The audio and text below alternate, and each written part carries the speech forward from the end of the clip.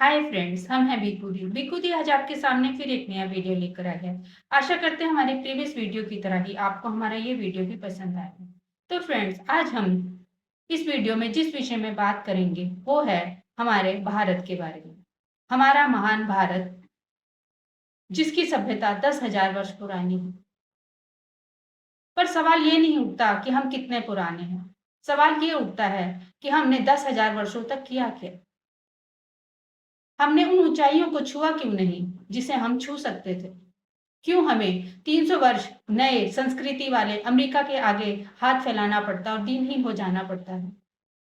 आखिर ऐसा क्या कारण है कि भारत को वो मुकाम नहीं मिल पाया जिसके वो हकदार था। तो इसकी गहराई भी तो हमारे ही देश में कहीं छिपी होगी ना, कि ऐसा क्यों हो रहा है। इसके पीछे सबसे बड़ा कारण ये है कि विचारशीलता का ना होना। सिर्फ जो कहा उसे मान लेना, चाहे राजनीतिज्ञ कहें चाहे धर्मगुरु कहें, जो कहा उसे मान लो, अपना विचार प्रस्तुत मत करो।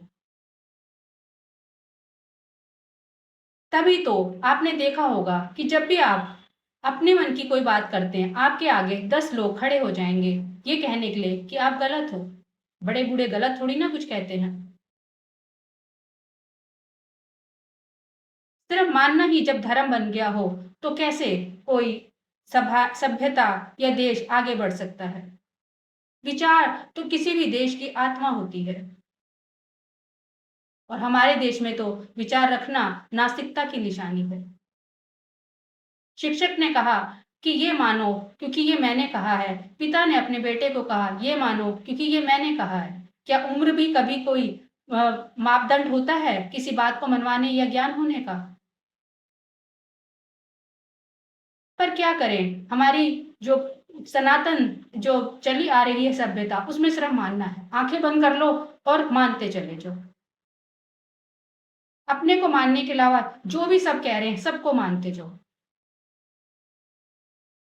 विचार नहीं रखोगे तो आपने देखा होगा कि कहीं पे भी हमारा मेधावीपन खत आएगा ही नहीं।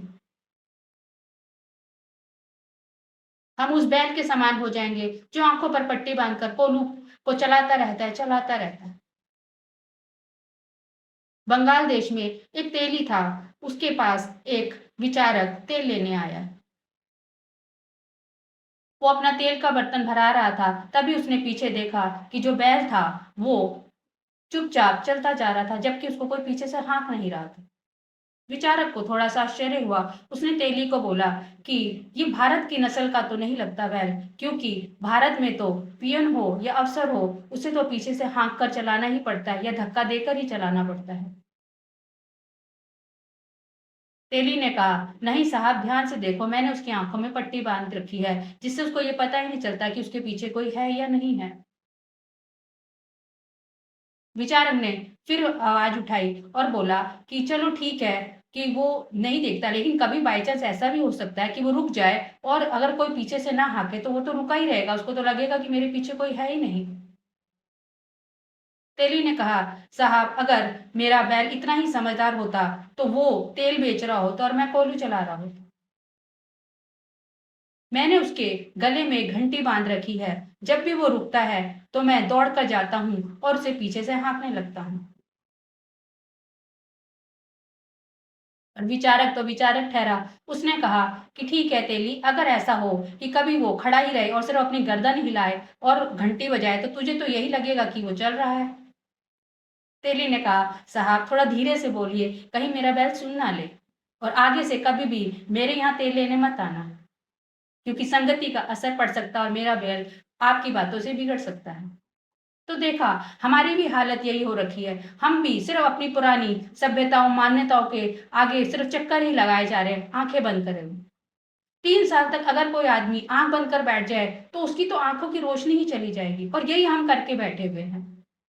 कोई विचार नहीं, कोई सोच नहीं, बस सिर्फ मान्यताओं को ही मानते चले जा रहे हैं, जिस कारण आज हमारी दशा दीनहीन हो गई है, और भारत उस ऊंचाइयों को छू नहीं पा रहा है जिसको उसको छू लेना चाहिए।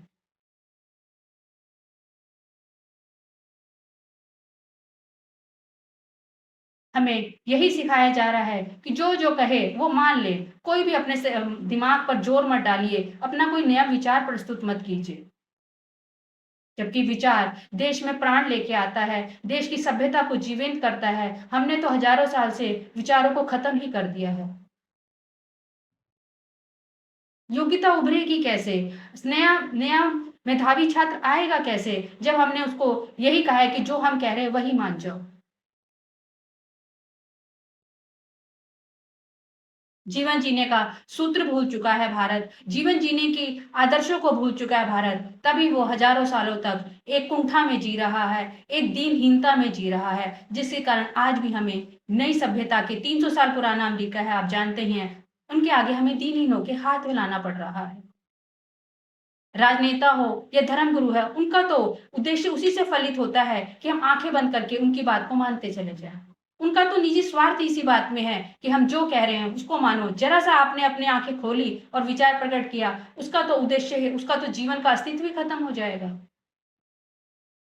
तो जागो, अपने विचार सामने रखो, सिर्फ़ दूसरों की सुनने को मानो नहीं, अपनी बातों को भी मनाना सीखें। तभी देखिए भारत में वो विकास और वो उन्नति हो पाएगी जिसके हम हकदार हैं।